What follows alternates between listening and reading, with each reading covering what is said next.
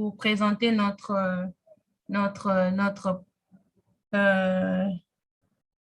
présentateur du groupe, du jour, la personne qui va en tout cas nous bénir, qui va nous enrichir avec la connaissance. So we are going to pass to the presentation of the main speaker. His name is Rice Kajila. He's an engineer and is a CEO. He's actually living in Wuhan city. He's a young, passionate entrepreneur with more than 7 years of experience in operating small businesses. Il s'appelle Monsieur Rice Majila. C'est un passionné vraiment, c'est un passionné de l'entrepreneuriat et il a déjà 7 ans d'expérience dans des petits business. He's a CEO of Wuhan OBTC. Is also a co-founder of the International Business Corner. He is also a program manager at EDAMP. He's a chairman of Friendpreneur Forum, and his mission is to awake and develop the entrepreneurship mindset. J'étais en train de lire quelques phrases pour présenter notre orateur du jour. Il a vraiment beaucoup de casquettes. C'est un homme qui est vraiment, vraiment intéressant. Il est à la tête de beaucoup des entreprises qu'il a lui-même créées, qu'il a lui-même fondées. Et il est aussi le cofondateur d'un business qui est international. Et il a vraiment beaucoup de casquettes. Et sa mission principale, c'est de réveiller et de développer l'entrepreneuriat, un mindset pour la pensée des entrepreneurs. Et il is focused on business startup, online business concepts, networking, and the individual complement. Yes, I guess I got it. So without wasting your time or my time, I'm going to welcome our main speaker, Monsieur Rice Kajila. Please, you have the mic and welcome. Thank you. Okay, good evening, everybody, and bonsoir à tous. I hope you can hear me. Can you hear me and see me? Yes, we can hear you. Yes. Okay, thank you so much. Before I proceed, I'm just asking the host to please make me co-host on my device here, so that I can share my PPT from this side.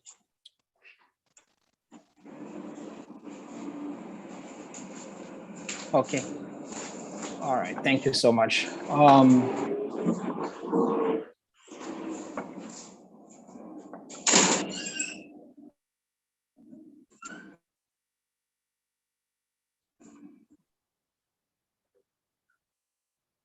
Okay, I hope you can see my screen. Can you see my screen? Yes. Okay. All right.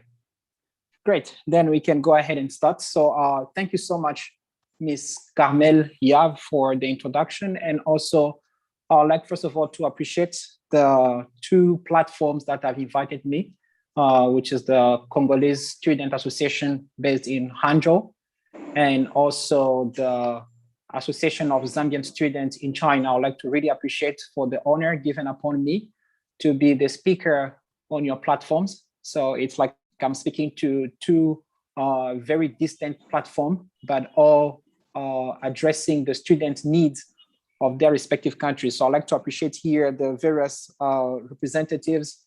We have the president of the Congolese Association, who is Mr.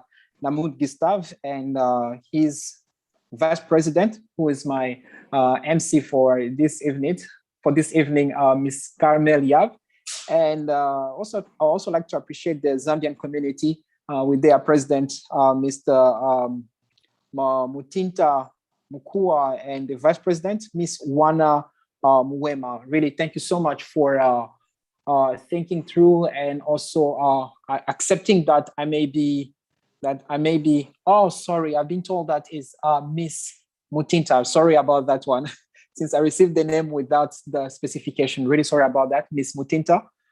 Thank you so much for accepting that I may be honored to be your speaker on the platform. Thank you so much for that one. And also their representative who have been in touch with me. We have Mr. Martins. I always call him Mr. President because him and I, we have been both president of the two associations here in Wuhan, because I'm the former president of the Wuhan Congolese Student Association, and he was also the president of the Zambian Association here. So it's really a pleasure and for him to call me and also introduce me to your platform, and also Mr. James, who's also my business partner in our company, for appointing me and be on this platform. So that's as a word of introduction, also appreciation for the two platforms. And also thank you for those who have taken time to join us this evening. I'm sure that we have people from various countries who are also connected here. In case I was not given the names of your various countries, please accept my sincere appreciation for joining and tuning in this evening. And this evening will be basically discussing on the topic on the way to become a CEO and how you can sharpen the sales skill through small businesses. I've already skipped the introduction part of myself since Ms. Carmel Yav has already done that. So I wouldn't say much about my person. So we'll go through the presentation. So now I often receive the question from people, which is, how is it like to be the CEO? How did you become the CEO of the company, the Wuhan OBTC company, and what really drove me to do business while I was studying? So this is a very interesting question, because here in China, you know, we have a very huge number of students, and by the statistics, the number of students who are self-support is way higher than those who are on scholarship.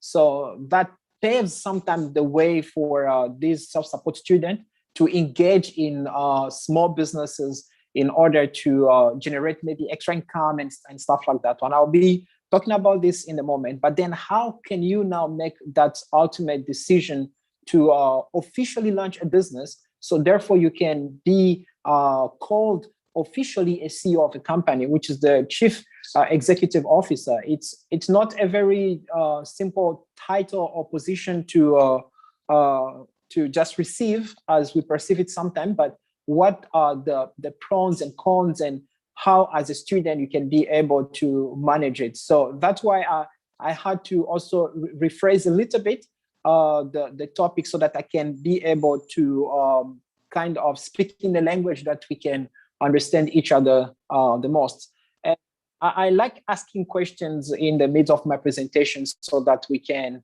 be on the same page. So get very ready to give your quick answers and your quick feedbacks.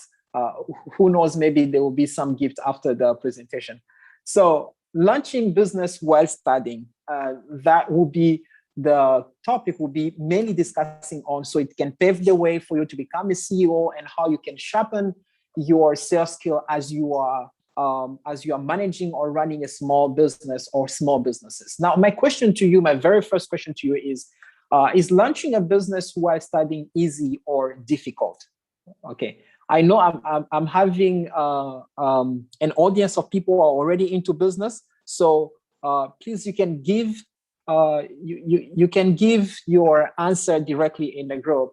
Is launching a business while studying easy or difficult? So I'll just give 10 seconds so that you can type your answer.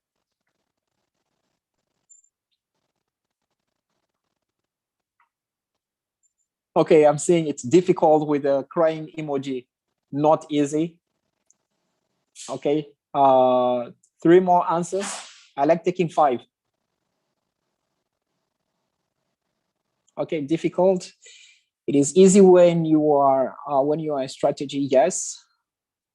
So 1 more answer, then I'll proceed. Okay, in China, difficult. Okay, all right. So we are coming on the same ground, as I said, like because I really want to speak in a way that we can exchange, we can be able to understand each other. Yes, definitely launching a business while studying, it's not easy. Since I also have to give a little bit of my journey in the entrepreneurship life. My very first business that I launched was in 2013, around 2013, 2014. And that was my very first business that I launched. And I was still also, and I'm still also a student doing my PhD. But back then I was in my bachelor. So you can imagine I was running a business that had to do with logistics.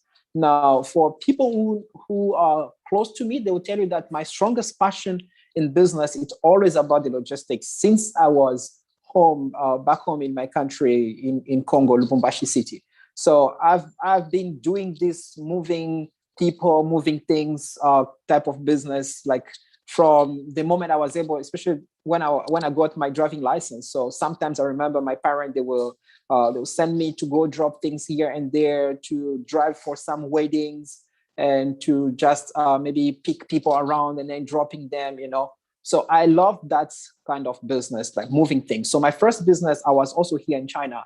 Now I launched a logistic business that was with my business partner. So we bought scooters, and then they were back in Congo, in the Okatanga province, in one of the small towns. So we ran about 4 motorbikes. So you can imagine that I was here on this side of the world in China, and I was running a business back in Congo. So just to give you a picture of it, it was really not easy to be managing, especially remotely, and to be dealing with all the finance, all the problem that comes up, And then after that, I launched a second business, which had to do with small fund, like loan business. In fact, the loan business, it's one of the most successful business model that I came up with, because it's still running up to now. And people who are here in Wuhan, some of them are like our very faithful clients to it. I also launched it here in partnership with my friend from Vanuatu and also from Angola.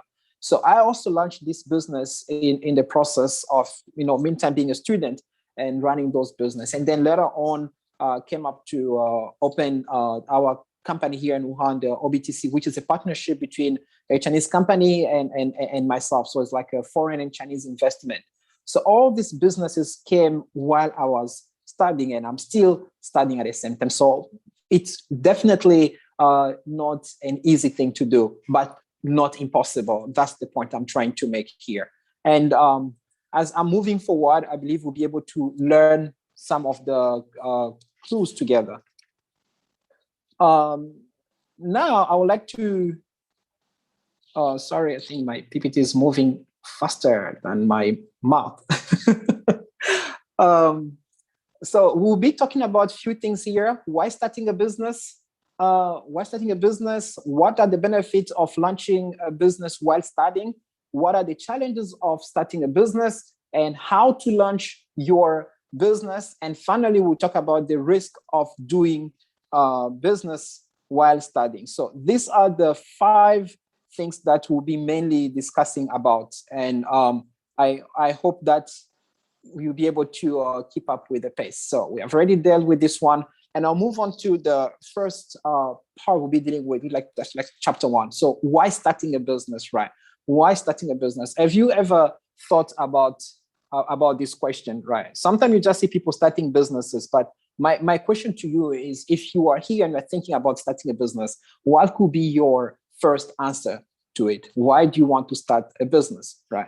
You can keep this question in your mind, and I will move on to the next, so we can also see some statistics. So there are reasons why students start businesses. But not only students, but also people in a general life, people who are employees, they also start businesses. Now, what are the top reasons why people start businesses? Okay, now 59% of people start their businesses because they want to be their own bosses. That's one of the most obvious answers that people will give to you. 59% of people, they just want to be their own boss. You decide what time to go to work, and just like dealing with your own schedule, dealing with your own company's product or services. It's among the top reason why people will start a business. And it's also among the top reason why I also started a business, right? I had to choose between upgrading my CV or working harder on my business plans and ideas and my passion. So this always on the top of it, like I want to be my own boss. I want to control my own time. And 50% of people also just, they have a desire to pursue a business idea, right? Sometimes it could be a combination of both, being your own boss and also pursuing your own business idea. Some people have great passion maybe for cooking, so they open companies. I have a great passion for cuisines in general.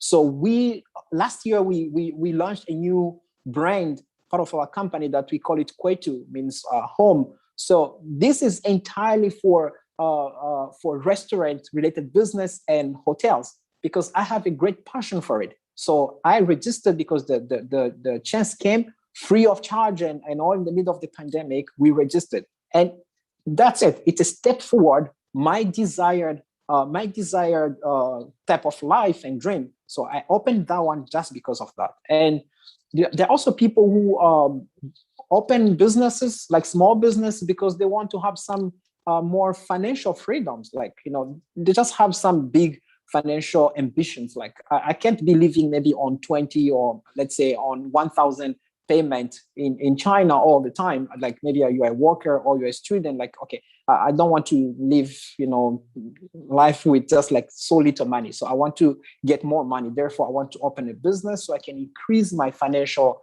status and my financial abilities. So that's also like 50%. But there are also people who start businesses because they're just frustrated.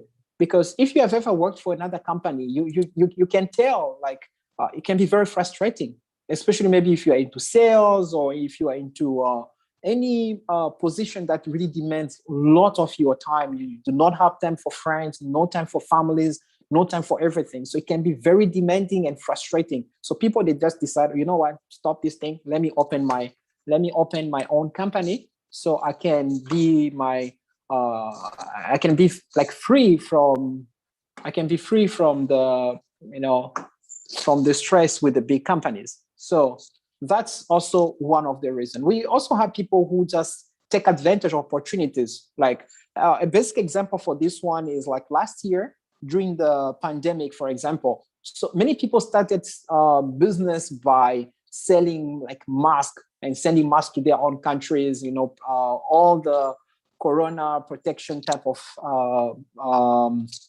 things like masks and medical equipment. And also they took that opportunity in the market, that needs that they were here in China, they could meet that need easily. Rather than many people cannot come to China. So this is the best time where you can open a small agency that helps people purchase things from your country, and you can deal with these things. Why? Because it's an opportunity in the market, and you can just choose to take advantage of it, right? Now, we also have 15% of people who they just open a small business because probably they have a very powerful CV and no employer can afford them, especially as you go higher in your academics. I know we have some doctors here with us, like for example, the president of the All Congolese Association in China. I'm not very aware of the biography of the president of the Zambian community, Ms. Mutima. So for the Congolese, for example, is a PhD student and also an assistant professor in the university at home, for example. Now, as you go higher in education, if you are not in academic field, some companies can find it very hard to employ you. In as much as you love that company, they may not hire you. So people like that, you can choose to just open your small business, maybe based on your expertise, your knowledge, and all that you have inside of you, and then you just go ahead and open a small business, because why going to an employer that won't be able to afford you by your capacity and your credentials? So people can open business because of that reason.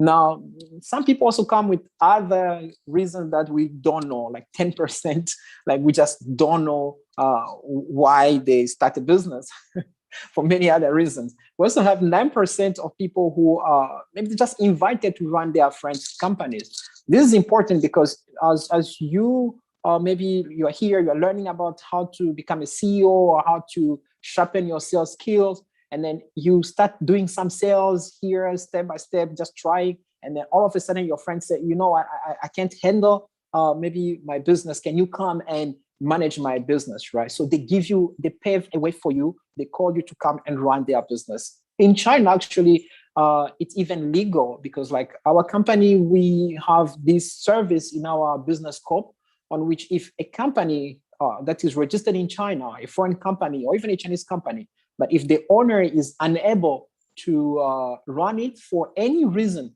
we can step in as a management company for their company. So this is also possible. Of course, it's not very frequent, but it's possible. And on the last of the list is the 1%. And of this one is very difficult, but it's also available. Like, you know, people who just inherit their family's business, right? They did not think of owning a business. It never crossed their mind, but something happened and they have to run the family business. Like in America, we have like this family called the Rockefellers. These have been in generation since like 1905 or 1918 something. So the entire family, everybody have to be running the business, just passing on from one generation to another one. So this rare case means like the person, you may be not thinking of running a business, but family calls for you to do it, then you have to do it. So these are the top reasons why people start businesses. I don't know which one you fall on after this presentation or wherever you are already, but most of us, we fall in one of these when talking about running small businesses. Now, these are some also of the data that we have collected because our company, we are into training students on how to become entrepreneurs or how to run companies and all. So this is like our own data collection from 4 years of running this training sessions year in, year out, winter or summer, name it. We keep training people. Now we always ask them questions. So we collect those information. On top of the list where students start businesses is number one, they want to earn more money. All right, just want to earn more money, want to get more money because in China you just live on spending. So we're not starting a small business. So people always give us that reason, like I want more money. Maybe my pocket money is not enough, so I want to start a business. And we also have the second type of people who come to us and say, well, I want to start a business because I want to practice the business skills.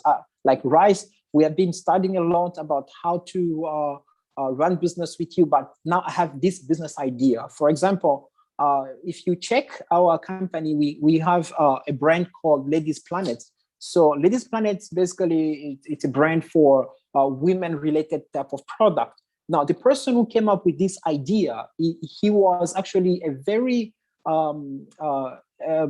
faithful participant to our company. His name is Odi from Burundi.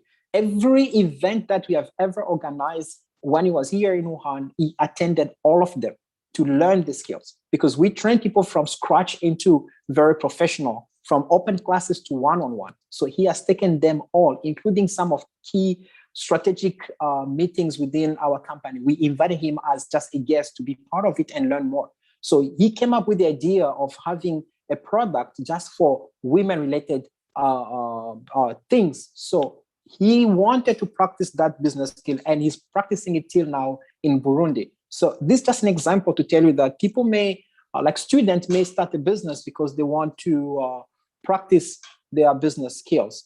Now, we also have people who definitely start a business because they want to fulfill a particular dream. So for people who are here, I don't know if you are already into business or even if you're not into business, this applies to you. What's your dream life, right? What's your dream life?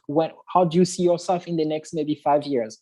as a person, right? Maybe nothing to do with the business, but as a person, how do you want to see yourself? For example, you want to live in a very luxury life in Dubai, I don't know where, right? So this is your dream. Now, your dream can also trigger in you a strong reason to start a business as a student. Why? Because if you're going to wait until you finish your PhD or until you finish your bachelor, maybe you may miss some very key opportunities. So some people start business as students because they want to catch up their dreams. So this information that we have collected over 4 years of keeping on training, and we are on our 5th one, and we keep collecting this data so we can learn more. But these 3 stand on the top reasons why students start businesses. Now, let's go to the second part. It's like, what are the benefits of launching a business while studying? I'm not very sure why this part is not looking clear enough, but I'm sure you can see the writings. Like, what are the benefits of launching a business while studying? Maybe if somebody who's into business right now, small business, whether for weeds or logistics, can you type one of the benefits you have seen in it? Okay, I will just take like one for 3 people to answer this one. Those who are already into business, what has been maybe your number 1 benefit for running the business?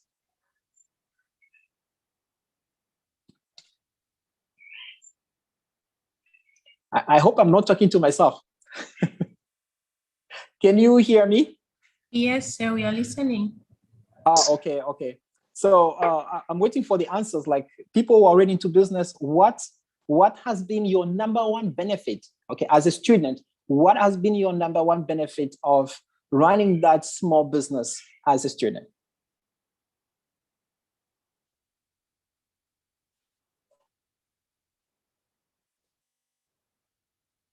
Mayo. Okay.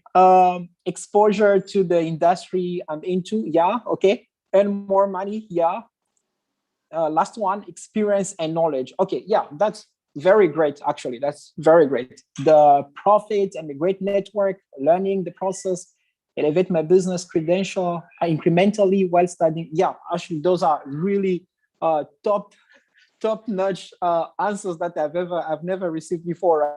Like really great benefits. So it means that we are still in the same language, and I love it. There are so many benefits, but I will just bring forth like a couple of them that we can all ponder over. Right. The first one is the change of circle. Right. You change your circle of people. Right. This is, in business, there are not some of these limitations that we see as a student, like, just dealing maybe with some people in the dormitory that, they just live in the exact same size of the room like you, right? And all. I'm not saying there's something bad, but I'm talking about the circle, right? So now you can deal with people, like, for example, here in China, you deal with some Chinese company owners who are real millionaires, right? People who only talk in terms of millions, right?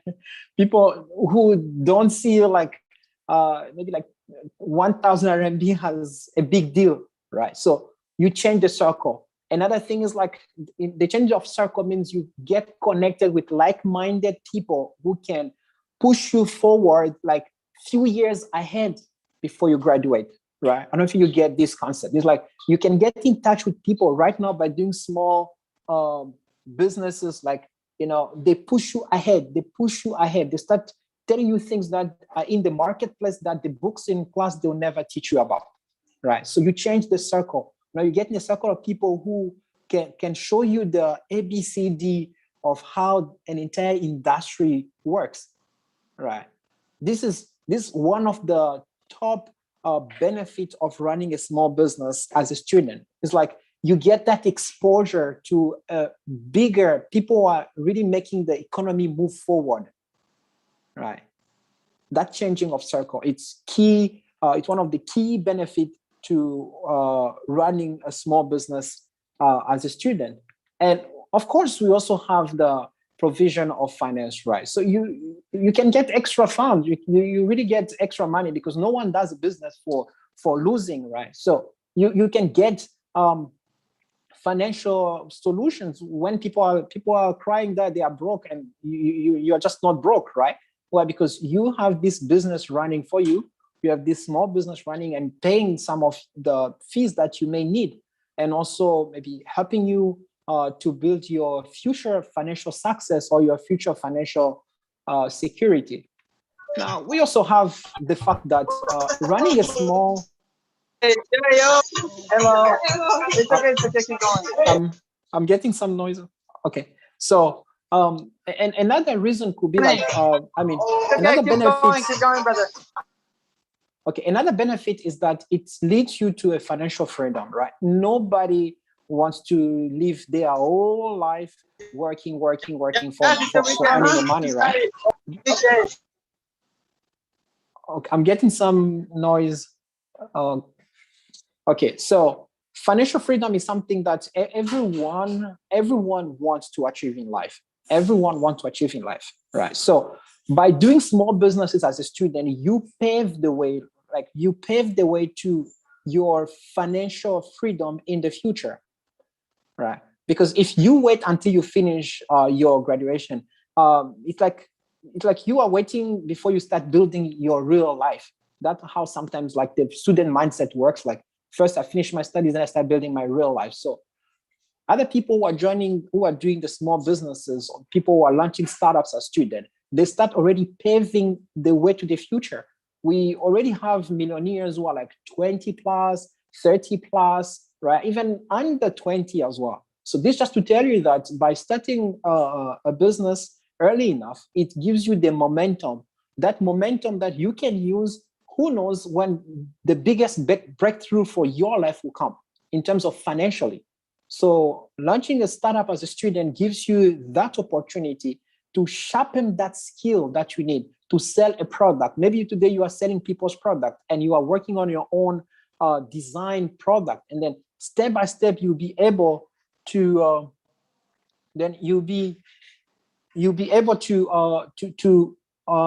work on your own product and sell it, because selling is everything, and nobody comes up already with the skill of selling. No, it has to be learned through the years. So yeah, I'm seeing a comment here. I'm seeing a comment that says that and it gives you enough time to make mistakes and learn from it. Yeah, that's perfect, right? So it gives you time, right? Running small businesses has all these advantages. So I'll move on to the third one, because I'm just going through the basic ones, but based on your questions in the Q&A, we can try to dive as deep as we can. So now, what are the challenges of starting a business? We already asked this question previously, and I also gave you some of the clues. But now let's also do one more step forward into the challenges. Okay, now I want your answer on this one. Now, suppose, okay, somebody else runs a business. In fact, we all have a friend, we all have a family member who's doing a business. Let's forget about the family part. Let's take your friend or somebody you know who's running a small business. Okay, now you are the consumer. What influences your purchase of product or service decision? Okay, you can type your answer just like me, like in one word. All right, what influences you? When you go to a shop, or when you see your friend running a small business, maybe like wigs for ladies, like, you know, makeups and all, what influences your decision, right? Quality, yes, I'm seeing quality there. Yeah, quality. Marketing strategy, all the buyers' reviews. Yeah, any last one, the fifth one? Okay, brand. Okay, that's great. Okay, that's really great.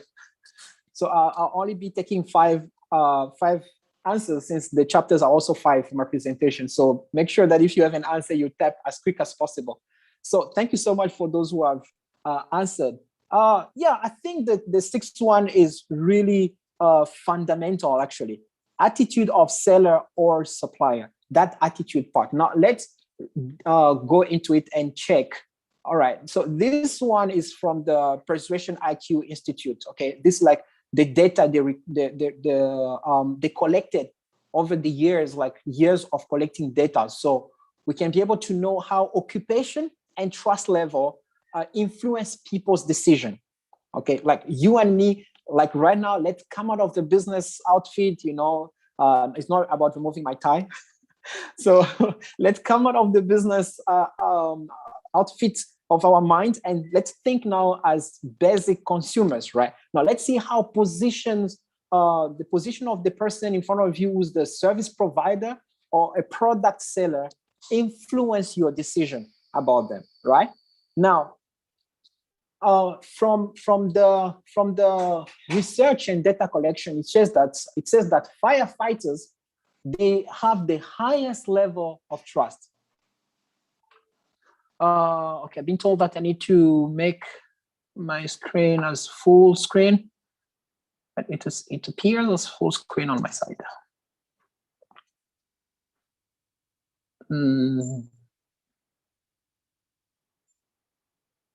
Okay, how about now? Is it better now?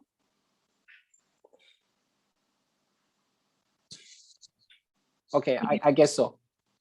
Okay, sorry about that, because I think I'm using two monitors. So one is showing me full screen, other one giving me half. I guess that's the one you are seeing. Sorry about that. Okay, thank you for your patience on that one.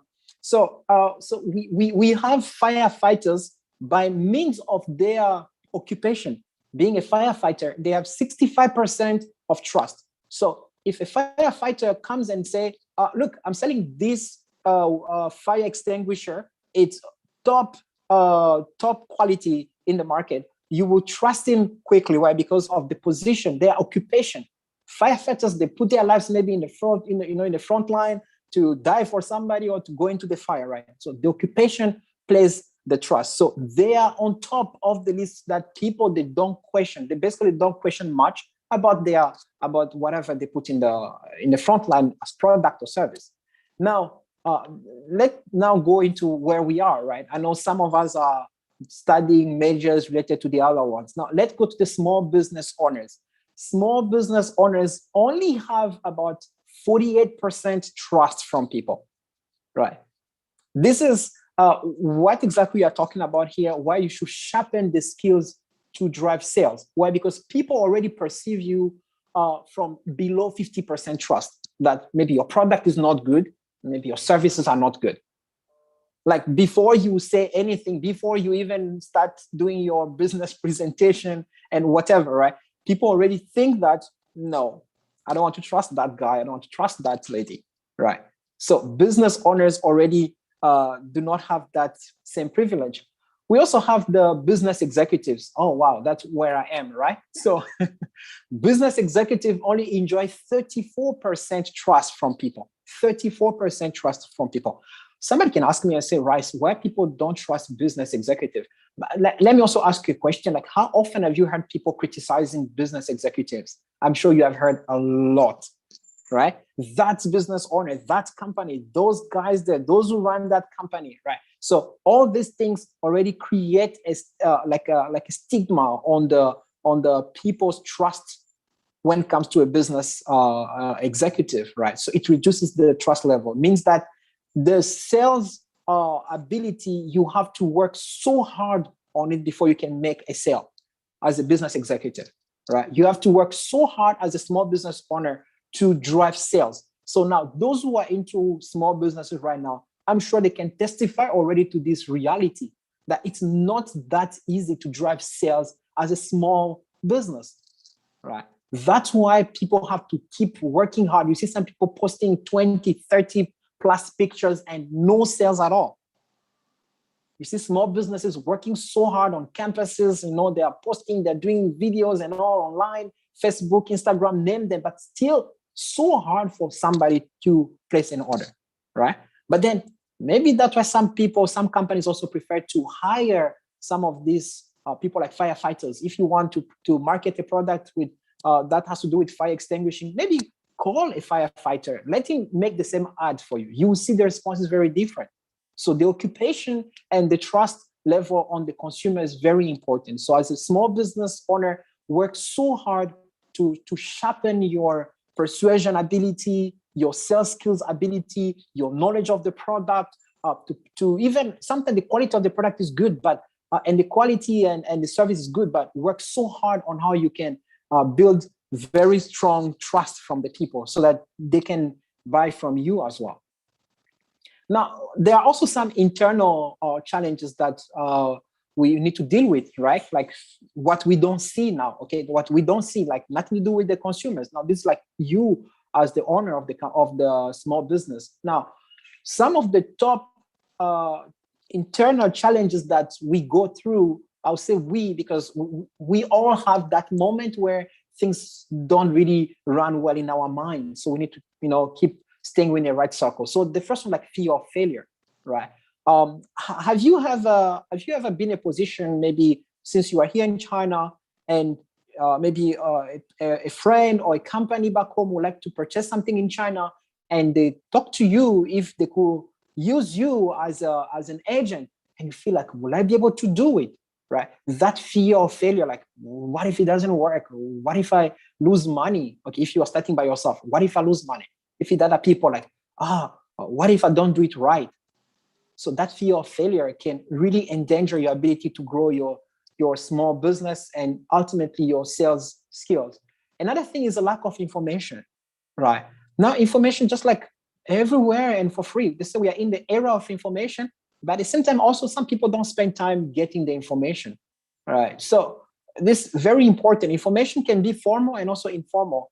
Some of these things, for example, they may not be taught necessarily in the business school, but thank you that you came here, that you can get this knowledge, right? Get this information.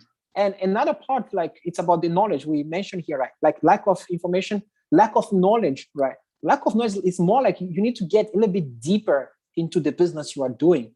One of the best answer I've heard from Dangote, the one of the richest guy in Africa from Nigeria, we all know him. So they asked him about what was the secret for running business successfully. And he's not only in one thing.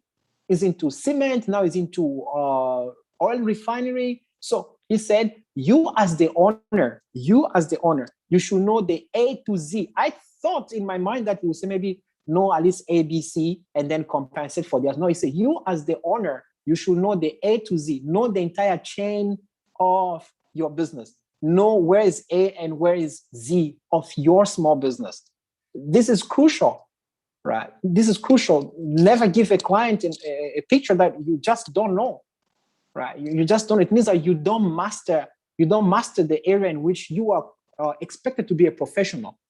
So get the knowledge that is required to run the business. Every business has its own rules, its own laws, its own ups and downs and unexpected things. There are all these data online. Go and study the data, get that knowledge so that when you answer to your client's questions, you can be as accurate as possible, because nothing loses your credibility than when a client asks you a question and you don't know, right? Especially about just the simple process of your business, you don't know. So as a small business owner, get that inside of you filled up with the right stuff, the right information. And another part is the lack of skills. Now, lack of skills can be different things. Having the information, having the knowledge, this is okay, but the skills can only be gotten by sharpening them. And sharpening them means you keep trying and making those errors and fixing them. You need to keep sharpening that skill, keep on sharpening it until it becomes like people know that that's the expert. Like, no question. Nothing makes the client, your client, your ideal client, feel comfortable than when they know that that's the guy, that's the lady, right? Like, just tell me what you're offering today and I'm ready to buy. Why? Because they know you have the skills. You have the skills to present it, to do it, and to complete the entire chain of supply of whatever, whether it's service or product. This is key thing, right? Just picture yourself like we have like these big CEOs like Elon Musk.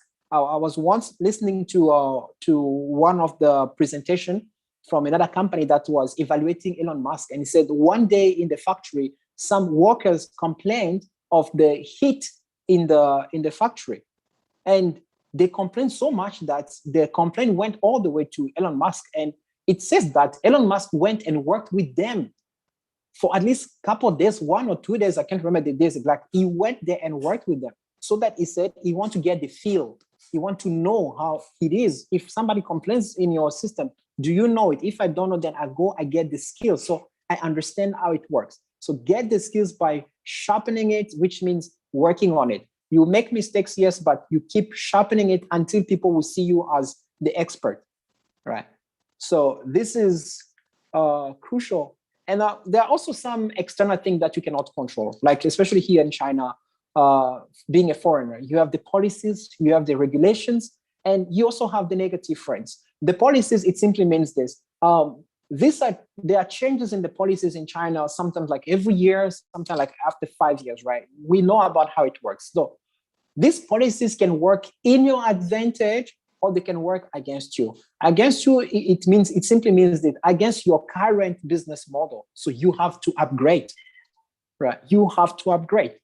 For example, like people often ask me and say, how can you have a company and a student? I always tell them, I don't know about your city, but in Wuhan, I'm aware of the policy that says a student, a foreign student, in fact, we are encouraged to open businesses, to run them, especially when they are technology-related companies. That's why our company is technology, right? Technology company, overflowing blessing technology company. So when we register, we had to match the policy by adding technology, right? So the technology part, I'm still working on it, still finding people to cooperate with so we can bring in product so we can enjoy the policy. Now, what does the policy says? If, for example, I bring in the product by means of our company, whether it's a student or full-time, now the government here can give some incentives, means like money to push forward that product, especially in regard with 5G, because we are living here in Wuhan, is the headquarters of the 5G.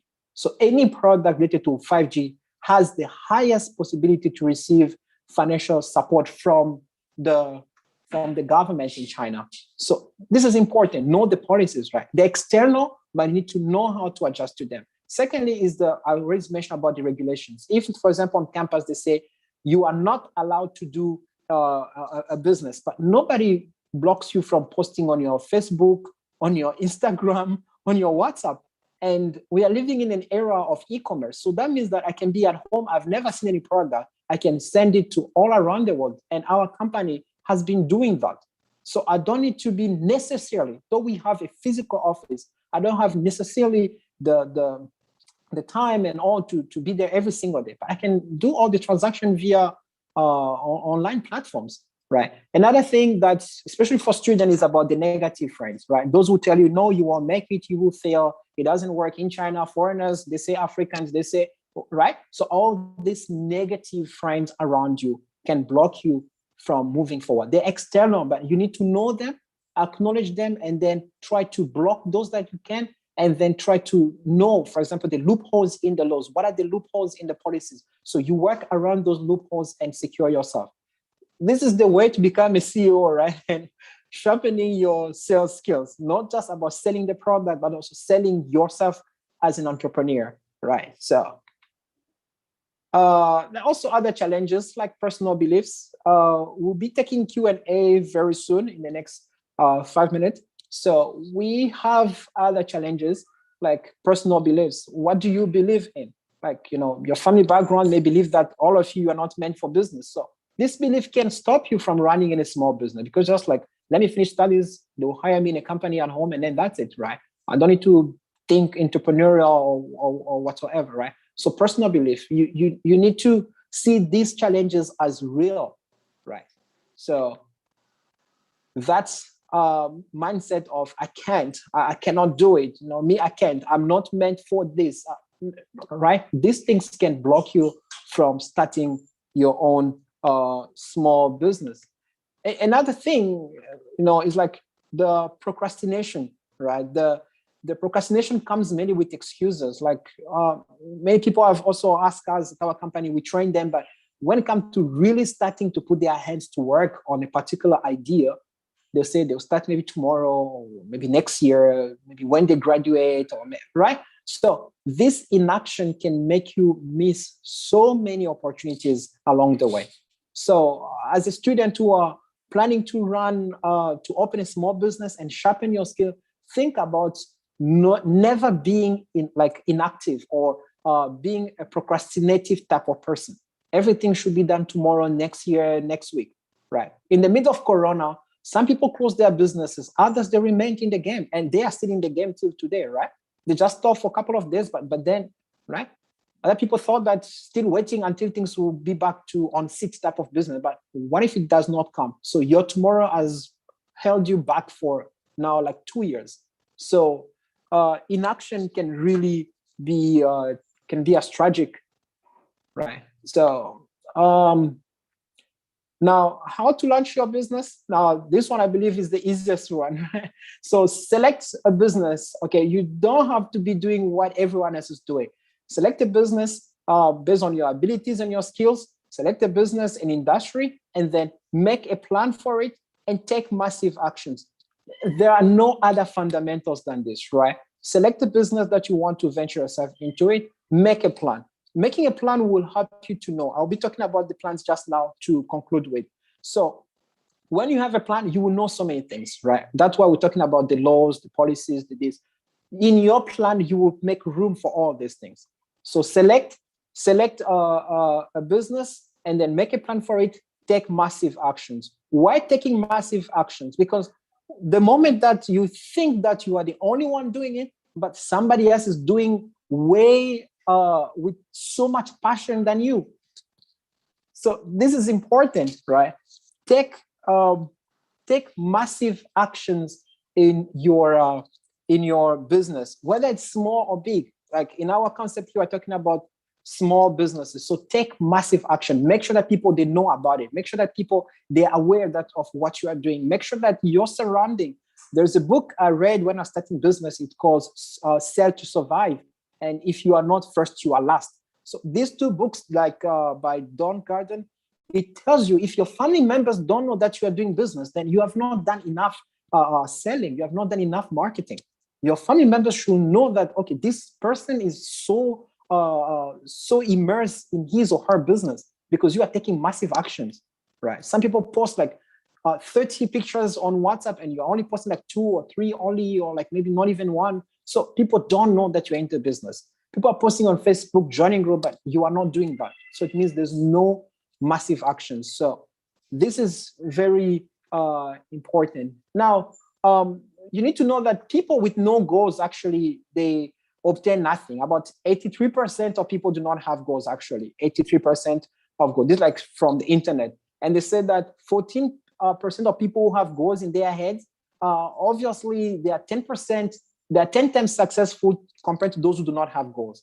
But now people with goals written down, right? Written down goals, they are 30 times more successful than those who have goals in their heads and those who are without goals. Now you can see the gap between the successful people and the non-successful. Nothing to do with maybe background or anything, just about doing the right things. Right now, we will find out why. Now, Brian Tracy said that when your goals are clear, you will come up with exactly the right answer at exactly the right time. When your goals are clear, you know the right answer, you know the right time. So you are just there. It's part of you. It's written down. You know what you're going to do this week. You have it written down, so you know how to answer to your clients. You know how to handle the customers' complaints and all. Why? Because there is a goal. You know where you're heading with your business, right?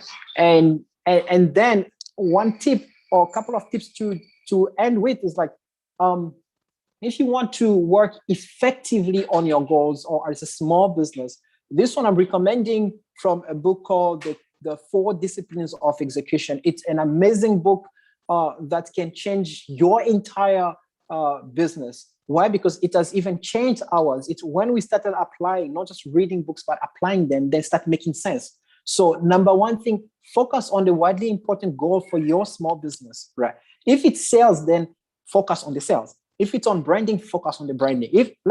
Pick one widely important goal that you'll be dealing with maybe for this week or for this month or for this year, right? And secondly, act on the lead measures. The lead measures are basically what you can control. For example, in marketing, like you can do 1,000 posts, maybe just to get one client or maybe like 2 clients. So this is a lead measure. It means every 1,000, there is 1 client. So then try to go to 20,000, 10,000. Right? Because it's a lead measure. It gives you the lead. It shows you where you are going.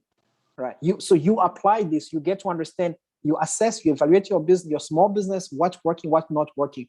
What do you do that brings more clients? You focus on that one because it's influenceable by your actions. So act on those things. And thirdly, keep a compiling scoreboard. This simply means like, as a small business, sometimes we forget. Ask any small business person, like, most people, they just live, they get money, and they don't know whether they are winning or losing. They don't know whether they are ahead in the market or they are behind. They don't know, right? But ask anybody, even of a small business, who's very updated with their information, like their financial status is updated and all. This is a person who knows when they are winning, when they are losing. So as a small business, make sure that you keep a compelling scoreboard. So, maybe this month I need to post 1 million posts. So make sure that every week, every day, you divide them until you make sure that they are like lead measures. You can influence, they can be influenced by your actions, and then you can take notes of the progress. That's what the scoreboard means. Like, you take note of your progress. And finally, you have to create a cadence of accountability, right? This also comes to say that as a small business, don't work alone. Carry somebody with you. Okay, even if they don't know everything, but carry somebody with you, and then you can invest in them. Even just means like you always come to them and tell them, this is what I did in this month, this is what worked, this is what did not work out, and I'm struggling here and there. I think I promised myself I will do this, but I didn't. That accountability. I have a trainee who's not even in China. I've never met him face to face. He's from Malawi, and him, every time he comes to me, he will give me a clear report. Right, Rice, this month, this is what I did, this is what I've done, this is what happened, this is how much money. Very detailed, so that I can give him proper guidance. Because this accountability can be to somebody who's like your mentor or your advisor. So they can tell you, okay, I think here you did not make up well because of so and so. That's cadence of accountability. Now, just like risk of doing business. This, like, number one, it may take all your time for studies, right? And number two, you could lose money. 3, can affect your stay in China. So be very wise. Be very wise when you're doing business as a student, right? Because if it takes all your time, that there's no time to study, then that's gonna be very disastrous. Because you also need to keep graduating on time. You need to graduate on time. And then secondly is about lose money. It happens in business, you can lose money. And lastly, it can affect your stay in China. So be wise in what business you can do at what scale in China as a student. And finally, start first, because by simply starting, you have already overcome about 50% of the challenge. So start first. And thank you so much for your listening. I really appreciate a lot. It took a little bit of time within what was given to me, but I really appreciate your audience. And for those who would like to know more what we do, you can add me on Facebook or on WeChat, or you can follow our pages based on this one. And this is basically what we are doing, my team and myself, what we do in Congo, in Congo Brazzaville, and Cameroon, and also our various brands. So I'll open up now for Q&A. Thank you very much for listening.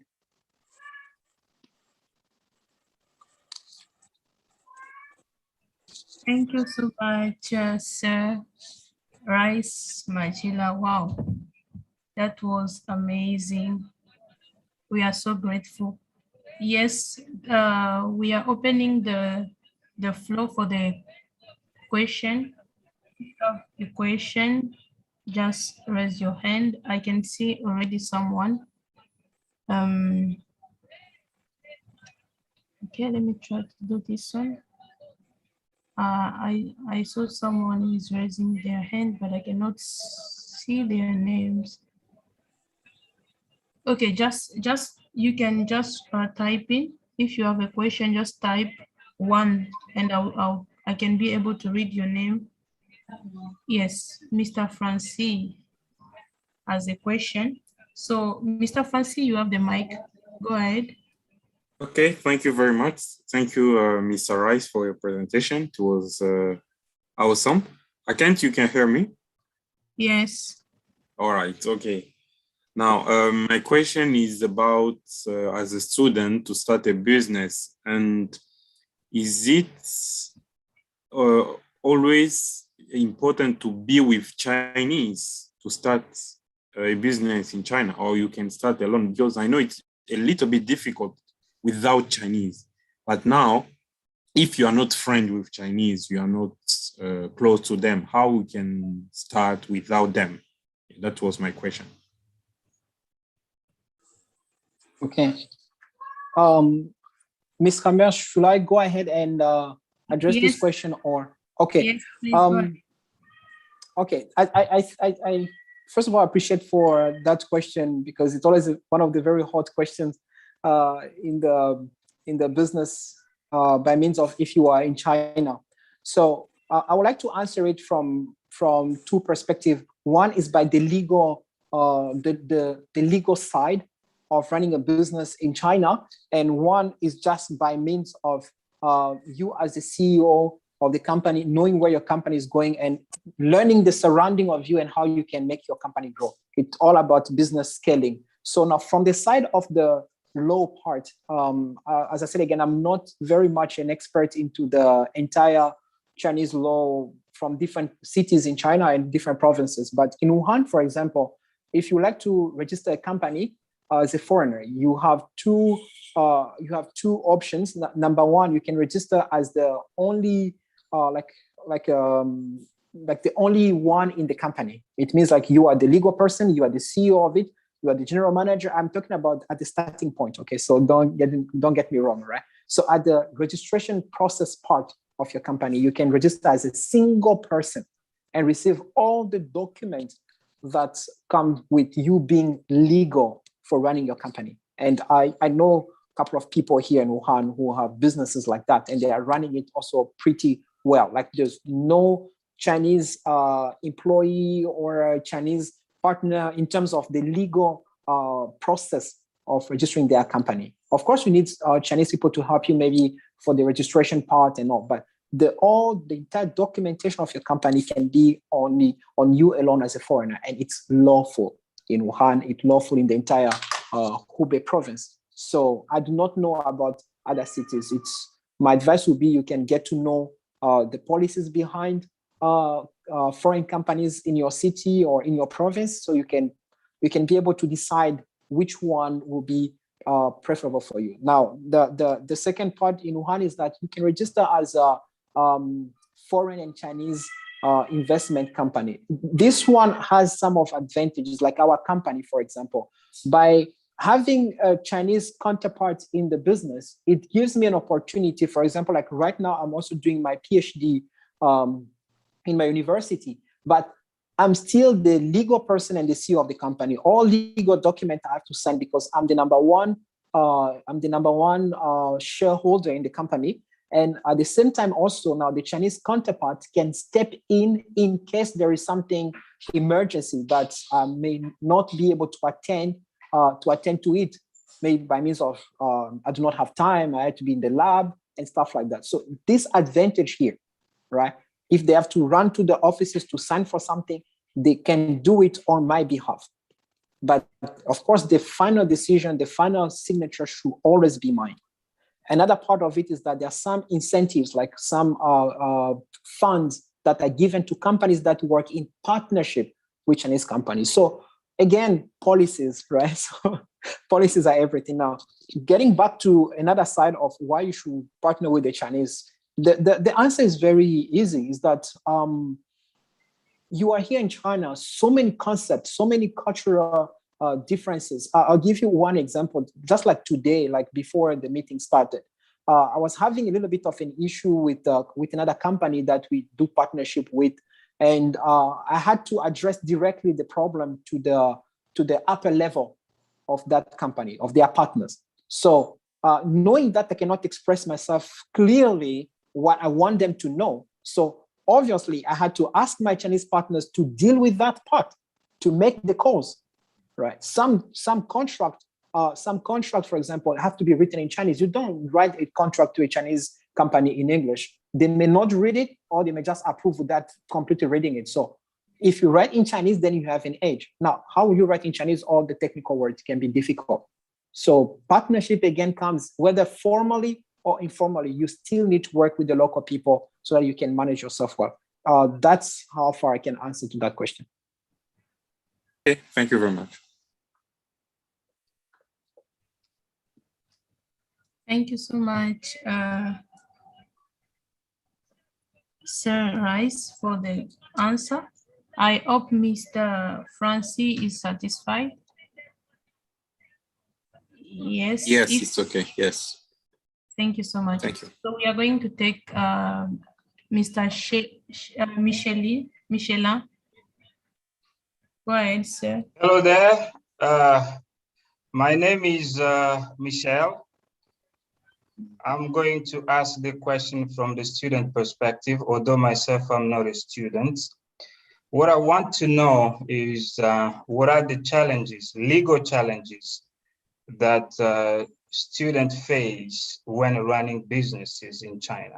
So I think we have some legal challenges and what you can do about them, how you can overcome those legal challenges.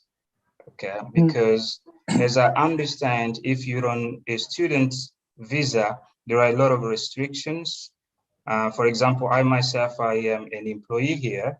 And then as a person who's holding a Z visa, I cannot have two employments at the same time. Those are legal issues that we have got over here. So as far as students are concerned, what are the legal challenges that students face when running business in China, and how to overcome those legal challenges? Yeah. Thank you so much. Thank you so much for your question. It's Mr. Alicia, right? Is it? Yeah. Okay. So I would say that I've been in China for quite a long time, and since 2010, and so many things have been changing in the policies in order to accommodate the foreign community.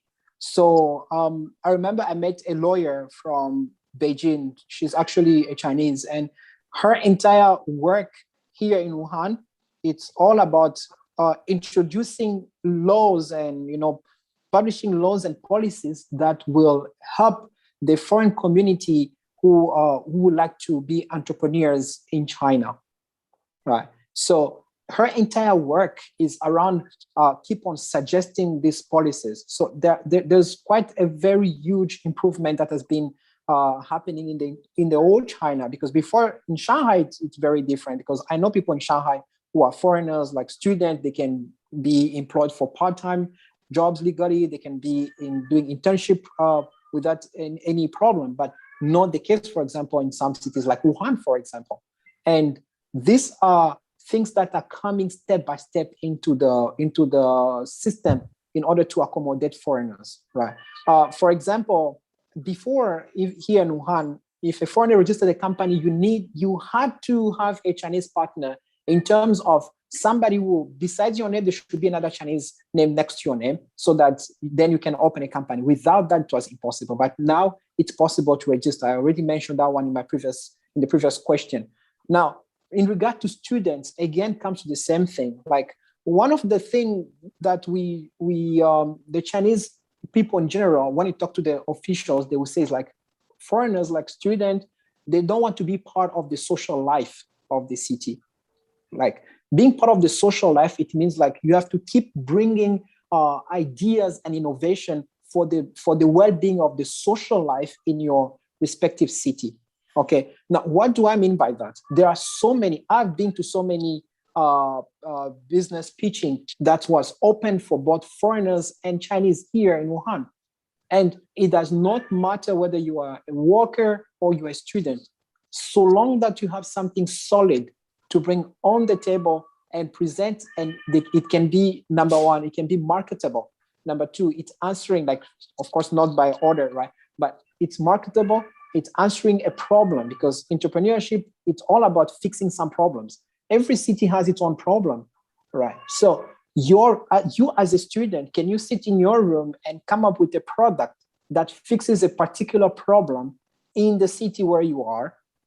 If you can do that, then you can see here that there's no law that will be against you, whether you are from whichever part of the world, because there are so much, we are under an incubator here in Wuhan. So our incubator have direct contact with the government, because it's one of the government incubator. So they give us information. So there's no limit. We have taken foreigner students to go there to pitch their ideas. They have received professional trainings from officials, literally. So again, I would say things are changing. That's one thing. Secondly, if you're a student, you like to start a business, know the policies, right? What are the policies around in your city? How can you work around them? Some of them have loopholes. They look strict in the front line, but they have loopholes. Find the professionals who can tell you what are the loopholes and work within the frame of the loopholes so that you are safe. Anything that comes within there, you can say, no, the law said this, but this is what it's also allowed. Yeah, thank you. Thank you so much. Okay. Yes, I understand what you were talking about, but I'm still having some concerns over the legal issues. So that is why I would suggest to you to do a bit of research, because, you know, we all have legal issues around us, and we would not like students to get into trouble with the law. So it is better to do a little bit of research about the legal challenges that students may face, because most of the students over here, they've got student visa. And if you read, you go through the policies, you're talking about policies, immigration policies. So it is clearly stated that students are not allowed to carry out other duties other than the studies. So I think that it would be responsible from your part to do a little bit of homework to know exactly what the law says with regards to student running business, because when you run business, we've got two types of businesses. We've got non-profitable business and we've got profitable business.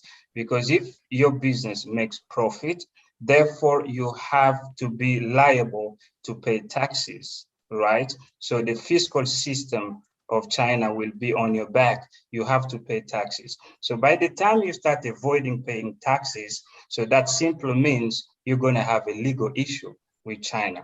So I think you have to dig deep into the subject to sort of help students, because I understand most of the people on this platform are students, and they need really to get a proper help so that they don't get into trouble with the law here.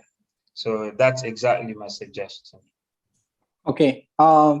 Thank you very much, Mr. Michelin. Now I see your name properly. Sorry.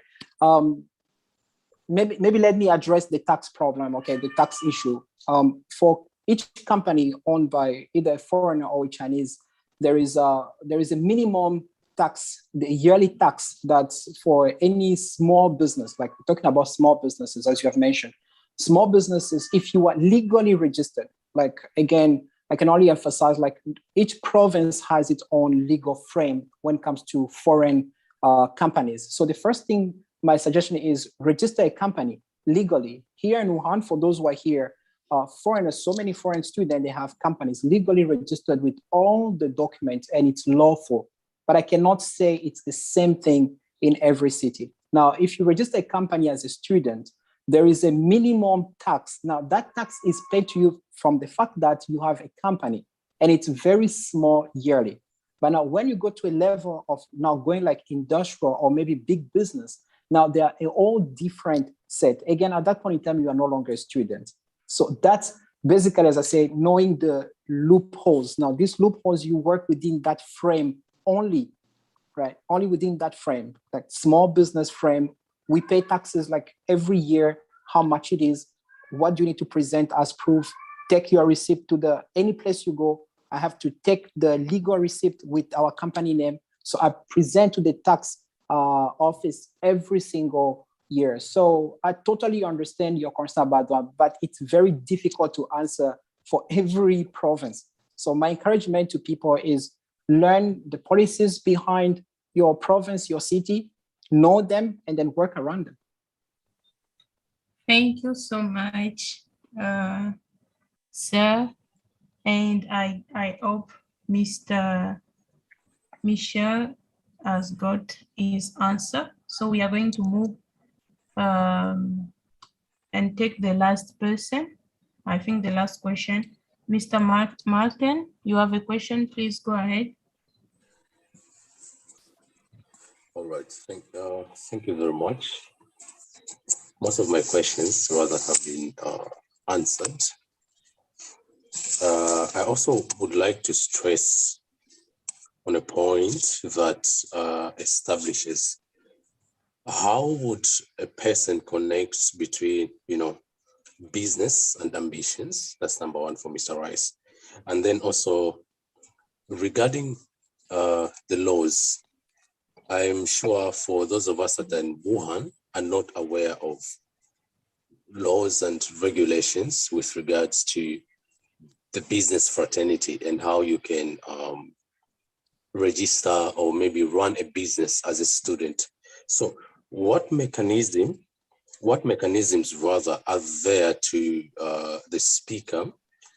What mechanisms have you made in order for you to make people know of what is really on the ground and what is written by law from the Chinese in order for most people within the space that you are in to get the knowledge of how you can register a business and how you can run a business as a student? Yeah, so those two are my questions. Okay, thank you so much, Mr. Martin, for those two questions. Okay, so the first question is in regard to where do business and ambition they come together, right? If I get you properly, is that correct? Yeah, that's very correct. Okay, I think that business and personal ambitions, they can be two different things, but at the personal level, I remember one time I gave a training over these same principles, is that the business should be able to be considered as a business on its own, and you as a person should be considered as a person on your own.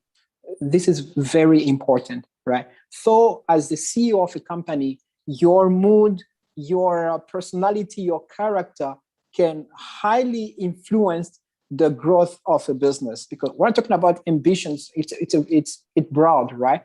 And let's take it from a positive perspective of it. The company has to grow. The purpose of every company, it's to grow into becoming highly profitable public company, right? This should be the goal for every small business. If you have not thought about it, it's every small business, if you really want to have a strong ambition behind it, make it become something that will be public, so you can reach out to a bigger number of people, higher level of impact within your society or around the whole world, right? This is what should be the ambition of your business. So it's when you write your business model, when you write your business plan, this should be what leads you. Otherwise, you always remain as a very small business, right? Also, in other words, you may have a very small ambition, right? Talking about from ambition in the positive way, because a negative way, it's also there, right? An ambition in a positive way, right? That's you're gonna do everything right to accomplish something big with your business, that possibility. But now for the business as a concept itself or as something on its own, it has to grow to become something bigger. Now, the point is it can get there with or without you, right? With or without you. A basic example is We talk of iPhone, but we also talk of Steve Jobs. But Steve Jobs is not witnessing what iPhone is today, right? This is a very easy way to connect, right? So the iPhone at the time of Steve Jobs, it's not the same one at this time. I'm not saying he did not have ambition. Don't get me wrong. I'm talking about the business as itself. It's totally different now in terms of the size, the capacity, right? So this is it. Now, another way also of viewing it is that you, as a CEO, as a person, you may have your own flaws. Those flaws now can even take you out of the business, and they can give the business to somebody else, especially if it's a cooperation with other people.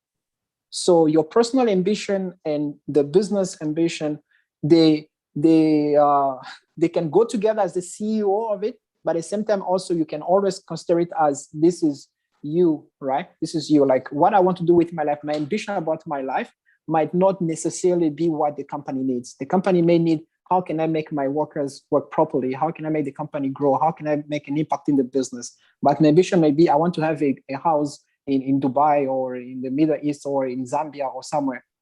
Totally different from what the business is. I don't know if that from that perspective, you like to see business and ambition. Now, to your second question about the mechanism on letting people know about these laws, I would say that especially before the pandemic, we had a lot of face-to-face meetings for our company, for the International Business Corner, and in which we often invite experts from different backgrounds, the Chinese party especially. So we invite the professors from our incubator. These are people who are into the business of training other people, growing businesses, giving funds coming directly from the government with the government regulations and all behind those funds. For example, every year they always tell us, this is the time where you can pitch a product that you have. The government will support anyone.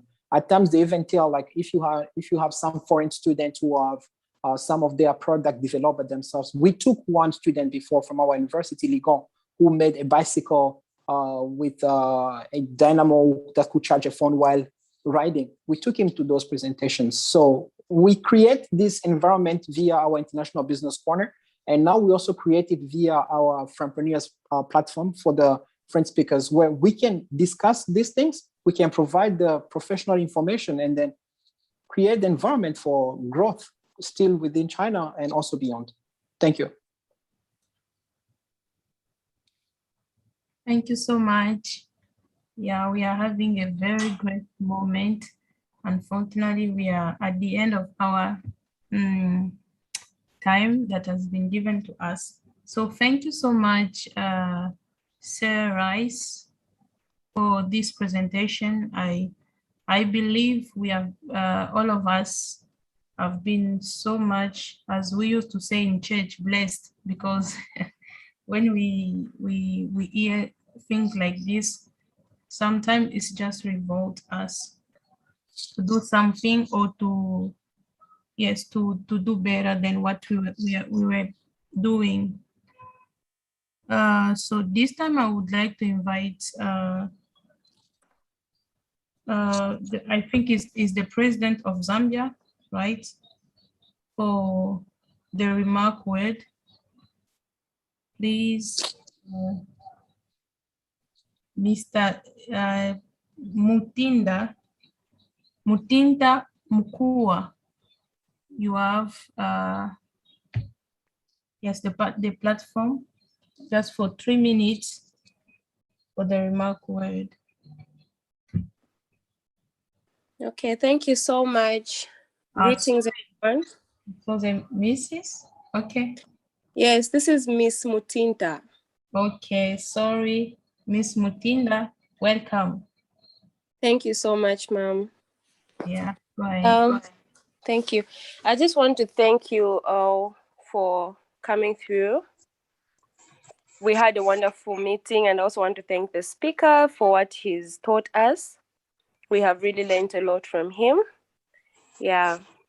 Thank you so much once again to, for this opportunity that we had to come together with the Congolese and the Zambians, together to learn and be taught. Yeah, so with that being said, I have nothing more to say. Thank you so much, ma'am. Thank you so much. Thank you so much. And to close the meeting, we are going to give the space to our president, Congolese president, Anjo president here, for the closing remark. President Gustave Namound, yes. Vous avez la parole, Monsieur le Président.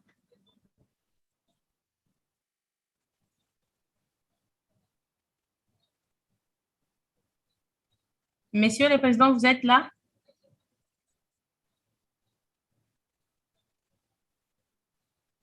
Oui, vous êtes toujours en mute. Vous pouvez unmute les micros? Yes. Oui, je disais, je ne sais pas si ma caméra est claire. Si elle n'est pas claire, en tout cas, je vais. Elle n'est pas claire, Monsieur le Président. D'accord. Bon, ça ne dérange pas. Bonsoir à tous. Good evening, everyone. Nous vous remercions d'abord de participer à cette conférence. We thank you, all of you, for being part of this conference. Nous remercions notre docteur, M. Rhys Magila. And we thank you, our Dr. Rice Magila. Et nous remercions notre présidente de la Zambie. And we say thank you to the Zambian president. Pour venir encore ensemble une fois de plus. To be together once more. Alors, nous vous remercions. We really say thank you. Parce que c'est vraiment une très grande joie quand deux pays africains se réunissent à cause d'une conférence ou bien concernant une conférence de business. Because it's a very great thing for two countries to meet together for such a time. Raison pour laquelle nous disons merci. Reason why we say thank you. Mais avant de conclure, avant de dire un mot de la fin, j'aimerais aussi donner une petite compréhension par rapport à cette conférence. Before we close, I would like to give just a few words. Parce qu'il y a vraiment des connaissances qui m'ont vraiment touché, qui va vraiment m'aider et qui va aussi vous aider. Because there are things that I've learned and they are going to help us. Et le docteur a posé la question, pourquoi commencer le business? The doctor asked, why should we start a business?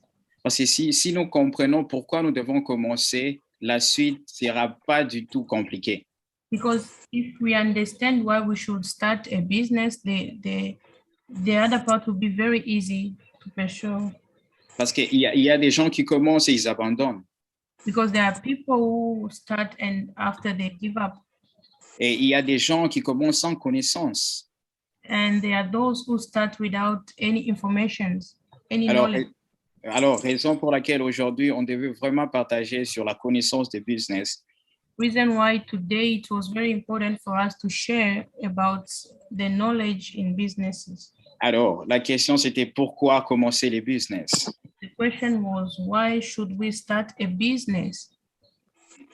D'abord, pour commencer les business, nous devons voir qu'il y a des problèmes partout. To start a business, you must see that there is problem everywhere. Pour commencer les business des chaussures, il y avait des gens qui marchaient pieds nus. For people to start shoes business, they saw that there were people who was working without shoes. Il y a peut-être les business des cahiers aujourd'hui, les gens écrivaient sur le rouleau.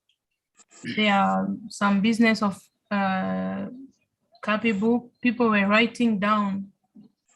Alors, raison pour laquelle ils ont commencé les business étant une solution. Reason why they start a business for it to be a solution. Alors, la raison, ou bien ce que j'ai appris aujourd'hui, donc le business, c'est d'abord une solution qui doit rendre la vie d'une personne meilleure. What I've learned today is that business is a solution which has to improve life. Il y a des gens qui ont des problèmes locaux. There are people who have local problems. Et il y a des problèmes internationaux. And there's international problems. Alors, ils doivent créer des solutions qui concernent les gens qui vivent peut-être dans les quartiers ou bien dans un environnement qui est vraiment limité, peut-être une région, un territoire. Yes, then we must create some solution for those areas.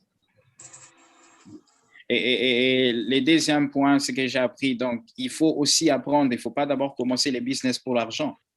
The second point I learned that we must just start not for money, to get money, D'abord pour la connaissance. but first of all to get knowledge. Et cette connaissance, c'est ce qui va vous permettre maintenant de s'établir dans les business. And that knowledge is going to establish you in your business. Et cette connaissance-là, ça va vous donner un caractère, une persévérance pour s'établir dans les business. And that knowledge is going to give you a character in your business. Alors, c'est ce que vraiment j'ai appris et j'aimerais partager avec vous. This is what I've learned and I wanted to share with you. Et une fois de plus, nous disons merci à notre docteur, à notre présidente Mutinda pour en tout cas cette conférence. Once more, we say thank you so much for our Dr. Rice and Madame Musinda for this conference. Et je remercie aussi le comité qui a permis. And I also thank you, the committee who has given us the permission.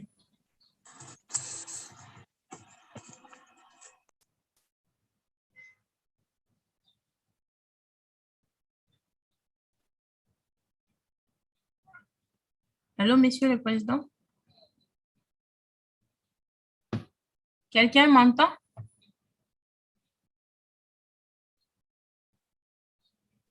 Oui, madame, on vous entend. Ok, Monsieur le Président est parti. On va essayer de... Ok. Monsieur Gustave, vous êtes là?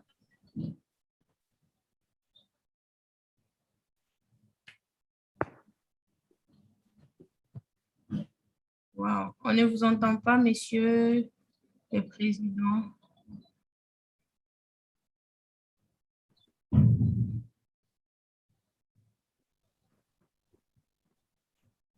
Wow. Yeah, he's having a problem with his mic. So, yes, I think he has already given us the last word. So we are going to give 1 minute to our Secretary James. If you are there, please, you have 1 minute before we close. Monsieur James.